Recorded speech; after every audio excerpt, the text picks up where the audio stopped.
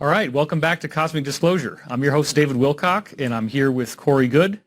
And in this episode, we have more of the very stunning new information coming to us from our World War II veteran insider, William Tompkins.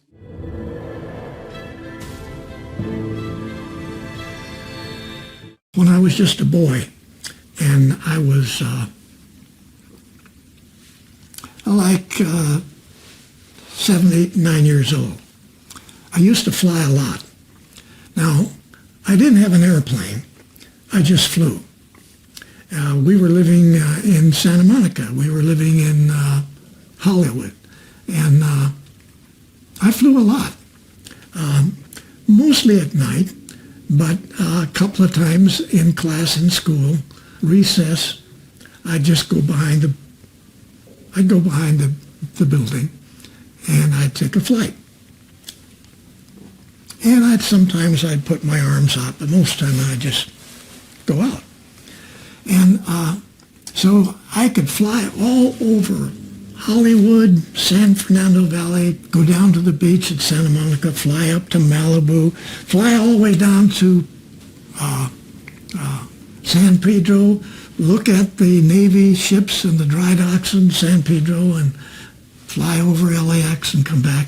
I had a hard time flying over LAX. There was a lot of stuff going on, so I kept myself away from the airports as much as I could. A few times, I would, after I'd had fun, just flying around Loki, particularly it's more fun at night with the lights, I'd just shoot out into the galaxy. And I flew way above 186,000 miles a second, way, way above that. And took everybody a long time to figure out that even the Germans could fly faster than that, and certainly the extraterrestrials could, okay? But what I am saying I do, okay, is I fly out there, and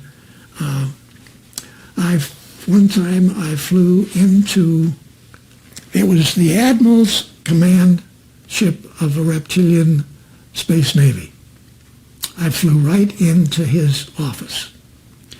I could see, hear, and smell everything that they were saying. To me, it came to me in English, just like when I flew one time over Russia. Admiral Sergei Gorskov had been building a whole series of futuristic ships that don't even look like they're from the planet because they were built with stealth. I flew over the base, Vladivostok base, and I actually flew around the base, went down, looked into the edge of the construction facilities, came back up high, flew into Sergei Gorskov's office, and I could see, hear, and smell the coffee in his office. And his language was English. All of them were talking English, okay? I actually got into a research group in the Navy where I was an advisor to this psychic type of whatever that I'm doing here. So that's some pretty interesting stuff there. We're hearing that he has been able to do this ever since he was 7 or 8 years old.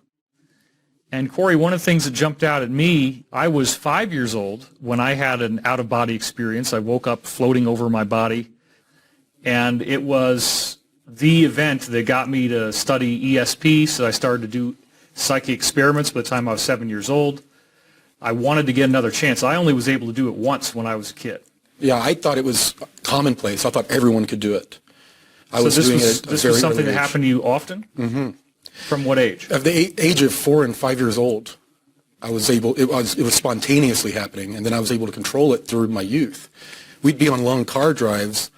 I'd be bored, and instead of asking, "Are we there yet?" I would just project myself outside of the car, and I would float and fly above the signs as we passed, above the overpasses. And I thought it was something everyone could do. Is there something about extraterrestrial lineage in the soul that makes it more likely that people will be able to do this? Well, let's say that in a previous life you were a more advanced extraterrestrial, you had advanced consciousness abilities, and you agreed to be incarnated here on Earth as a human. We still have that same oversoul that has the same knowledge.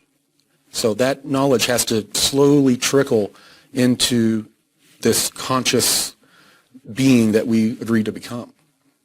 Is there any reason to believe that if a person goes through excessive trauma, that trauma might propel them to be able to develop astral projection?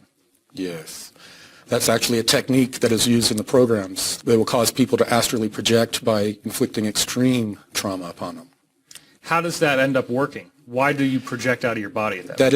It's a escape or a protection mechanism that our psyche has. It's a disassociative ability that our psyche and we have spiritually to disassociate and divorce ourselves from what is occurring.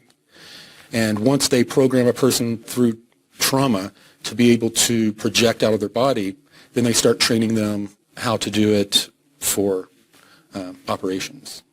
And what would be an example of astral projection operation? Very similar to remote viewing. It's going to be going to gather intelligence at a remote location. Well, it seems that this is a very ancient technique, isn't it? I mean, this is something that mystery schools have talked about for a long time. Right. It's a heavily suppressed ability that all humans have. One of the things that maybe our viewers are not aware of, there is one particular secret society called BOTA, or Builders of the Adytum, and the Adytum, believe it or not, is a room that has an altar with a sacred book inside with sacred knowledge, and the room is completely walled off.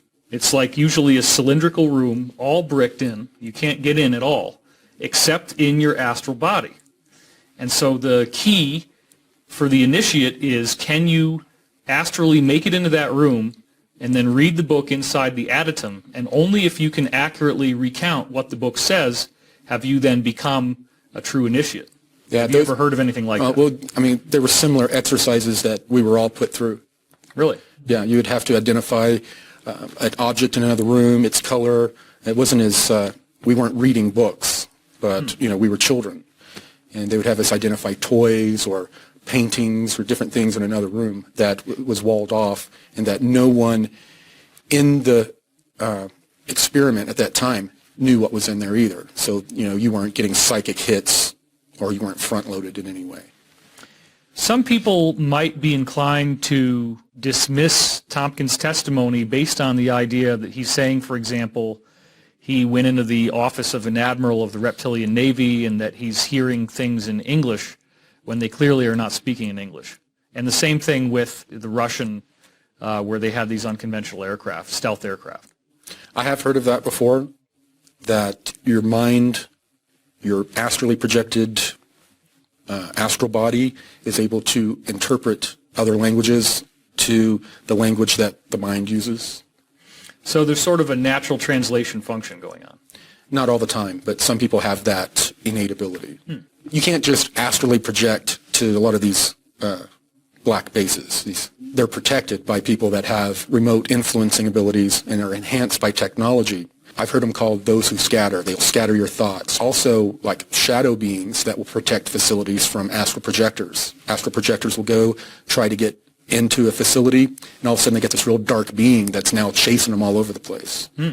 So they do have astral security. All right, so in our next segment, we're going to have Tompkins blast us out into the cosmos. And specifically, we're going to hear what he has to say about settlements on the moon.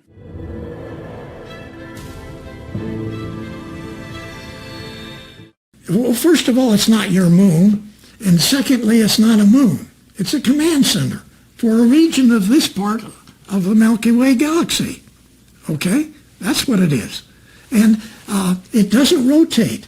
Everybody forgets the thing doesn't turn. Okay? So it's not a moon. It's not your moon. It's a command center with probably 25 to 35 different civilizations in there, all of which operate out here for this part of the Milky Way galaxy. And yes, some of those people actually are at war with each other, but they have personnel living here. Their families live here. The kids are getting educated. They get young, they get older, they get married. It's a big hunk. It's a big facility.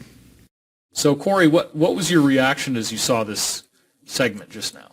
It's exactly what I had stated in the past. There are a number of factions that have territory on the moon that they operate in, and there will be blood enemies from millennia that are operating within a kilometer or two of each other. I mean, groups that you do not get together, no matter what. Now, he mentioned 25 to 35 civilizations. I'm curious how well that dovetails with what you've heard. That's probably about right. There are a lot of the genetic farmer races that have observation posts, is what they call them. And they do use it as an observation post and a station that they go back and forth doing these genetic experiments on us from. Now, one of the things that jumps out at me was I kind of thought of this, like you said, as an outpost or maybe a stopover point, whereas he's saying that you have families living there, you have children being educated there, growing up in these lunar bases. So we are dealing with what would appear to be like a permanent housing for potentially large populations of people from several, 25 to 35 different civilizations, as he said. I mean, it'll be similar to, us having a Marine base in Europe. The soldiers have families that are there with them. It's going to be, one of those scenarios. I had not heard intelligence of, families and children. The information I'd received was that they were more of sort of like military outposts. When I went to Japan, I went to Tokyo, the main city, and it's amazing when you're there and you look out and you see something that kind of looks like Manhattan, but it is so big. Tokyo is so incredibly large. There's such a density of buildings that you can't even see to the point where that highly compressed density of buildings stops. So when we have a city of that size, it's a very small geographical footprint, but you could potentially have 20, 30 million people living there. I'm wondering if the level of development on the moon in some of these territories these people have is sufficient enough that you could have a population that large in a small space. It's all about technology. If we were not so technologically developed, it wouldn't be possible to have a city like Tokyo. They have mastered, all of the energy needs, the, protein requirements that people may need, everything that's needed to process waste on a much more efficient level than we are. So, yeah, they're able to have a much higher population density than we are. Are there immigration requirements that would prevent anyone who is not part of their indigenous culture from being able to even see the inside of these cities? Absolutely. You don't have one group going into the cities of others.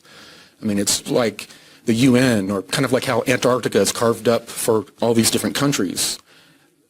It is undisputed territory, and they do not cross over or invade. The moon was made a sort of like a Switzerland zone, a conflict-free zone after some major, major battles that happened in our history. And they left some of the remnants of that battle on the moon as a testament and a reminder of the battles and how bad it got. These are the conflicts that led to these treaties being signed between the different genetic farmer groups, some of these more negative groups that we're talking about, that allows them to live and operate in close proximity without being at war all the time. Pete Peterson has an insider who came from the Russian space program who told him that if we were to be able to see the dark side of the moon, which, as Tompkins noted, it's always against our view, we can't ever look on that side, that it would look like Manhattan at night, meaning the entire circular area of the backside of the moon, if that circle could be turned towards us, the whole thing at night is just literally covered with lights. Yeah, there's one particular, I think it's called Luna City, that has a lot of light. But you have to also know that they have a type of cloaking that goes over their buildings and structures that looks just like the rest of the arid terrain of the moon. Oh, wow. So you could fly over and just, see craters when actually that's a projection over a base or an outpost. That is interesting because, as we know, retired Major Bob Dean, according to what I heard from Jacob, my insider, who met up with him at a Project Camelot event and recognized him from the secret space program. I'm pretty sure he did at least 120 and back. Yeah. That's my opinion. But one of the things that Dean said while he was talking to Jacob was that there was an island in the Pacific where half of the island looks like an island, but it's a cloak, and that there's a very important base there, and if it wasn't for this hologram that makes it look like it's just an island in the ocean, you'd see this amazing thing. Oh, yeah, they can disappear entire islands. Wow. So this is stuff that could be used on Earth right now. You Absolutely, can confirm that. Yeah. It could be used over Antarctica. It could be used any number of places. All right. Now, he also mentioned that the moon is a command center. How much of this is also inside? Almost all of it. The majority of it is under the surface of the moon in these deep, huge fissures, cracks, and lava tubes. And one last thing was, you mentioned that we have some new art of the Lunar Operations Command. Yes. If you look at this image, this is an image that I commissioned that is a 3D rendering of the swastika-looking arrangement of buildings, that how the LOC originally looked. Okay. And then I have another image that shows how it was built out to cover up the swastika. Interesting. All right, so in this last segment, we have one final set of words from Tompkins for us in this episode, and this is his statements on how he sees our place in the universe based on his own personal and stunning insider knowledge and direct experience with extraterrestrial contact, including Nordics. Let's take a look.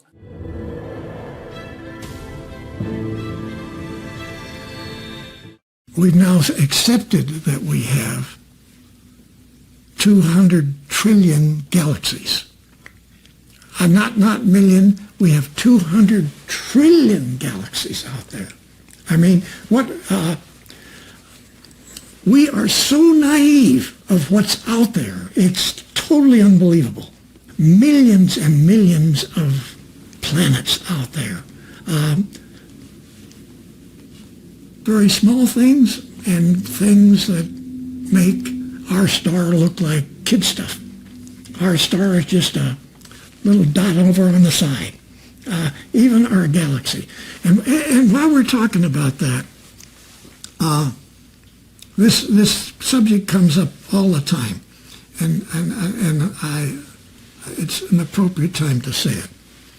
If we can visualize us as the center of the Milky Way galaxy, okay? We're reaching out like this with our arm. Everybody in this room and all the audience that's going to be watching this has to realize this is one of the arms of the Milky Way galaxy. You're located at my first joint. You're not down, wait a minute, you're not down where the action is. Even in the Milky Way galaxy, you're not downtown where all the action is. You are out here at this tip, which in time, you're going to get thrown off because the galaxy rotates. The galaxy rotates. All of them do. They rotate. So the tips get thrown off. Other galaxies come by and they pick up that stuff. So you may be going to the next galaxy several weeks from now. Okay? It takes quite a while. So to realize that you're not downtown, you're just one of the cast-offs. This little solar system thing that you got here. You're out in the boonies. And it's interesting that we have to address who we are, where we are, and what we know. And realize that the universe is unbelievable. And so opportunities for young people in this country, all over the world, to be involved in this commercially, okay, come on, forget about carrying a big gun. There's too much of that. That's not the right step. You've got to have the largest enough to be able to stop it. And this is where the Navy has been saying this for 240 years. If you have a large enough Navy, they'll back off. You don't need to use a shooting Navy. But if you don't carry that, people are going to really make it hard for you. And so, to me, I think we're just starting. We've just got the tip of the iceberg of where we can go and what we can do. And it's unbelievable opportunities. All right, so, wow, that's a very sobering reminder of the awesomeness of our cosmic identity. I've been quoting from the latest NASA studies, which have revealed that there are as many Earth-like watery planets in our universe as there are grains of sand on Earth, on the entire planet. All the grains of sand put together. There's a watery planet like Earth out in the universe for all of that. So it's a staggering number. It's a template that's all over the cosmos. And these watery planets, in this theoretical mock-up that NASA has put out, they're looking at, okay, well, maybe 1 out of 100 of them is going to have life, and then maybe 1 out of 100 of those is going to reach intelligent life. But based on what you've told me before, it seems like intelligent life for a watery planet is far more prevalent than that 1 out of 100 thing. Well, yeah, and also you have to understand that each solar system has its own dynamics. So there are going to be times of developed societies in the solar system, and then there are going to be cataclysms, cycles that occur, and they'll have long periods of having, more basic life that inhabit these planets. And if our conventional estimate of the age of the universe is about 13.8 billion years, there's different opinions, but that's one of the common ones, then that would mean that there could be civilizations much older than ours that already reached very high technology. Oh yeah, come and gone. So the idea that we are the only intelligent life in the universe in light of all these new statistics, it's totally ridiculous. Yes, it's beyond ridiculous. It's arrogant. You have the right mix of minerals, distance from the sun, the planet being seeded with the correct enzymes or proteins from comets. Then you have all the building blocks for basic life, and it's everywhere. And now that they've found out that the stars produce water, right? That's where a lot of the water's coming from, and the sun is also producing the harmonic wave that allows life to come about. Yeah, this is something I've done a lot of scientific validation of. If people also watch wisdom teachings, they're going to hear in many of my DNA episodes astonishing proof. We went into Wilhelm Reich and how you can, in fact, generate life just out of electrifying a rock in water. All you have to do is that, and you'll eventually get life to form. Right, and also where in the galaxy this solar system is also going to dictate how advanced and how quickly life advances or progresses. More towards the center of the galaxy, things are occurring a lot quicker. Time is occurring differently. There's a lot more going on civilization-wise towards the center of galaxies than in the cosmic boondocks that he was talking about. I did find that fascinating because my insider Jacob, who was very extensively knowledgeable about the secret space program, claimed to have been to over 200 different off-planet sites, to have seen over 400 different types of extraterrestrials. And he was the guy who gave me a lot of information that correlated so well with what you brought up. Jacob was telling me that, yes, the center of the galaxy is so much more advanced, and there's so much more going on there that it's almost incomprehensible to us. Time flows differently. Energy, everything, it's towards the center of the galaxy, things are occurring, from our perspective, much quicker. Now, Tompkins also mentioned that there were commercial opportunities. It's not just about going out there with a gun.